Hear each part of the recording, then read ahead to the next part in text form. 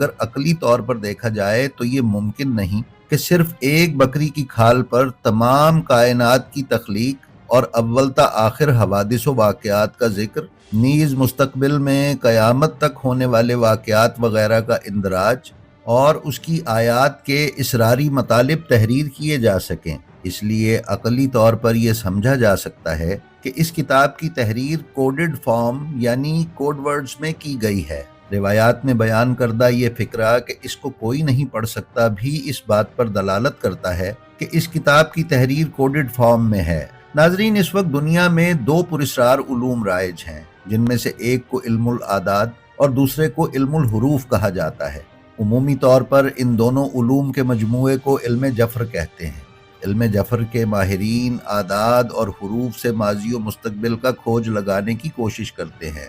یہ علم کسی مختلف صورت میں یونانیوں میں بھی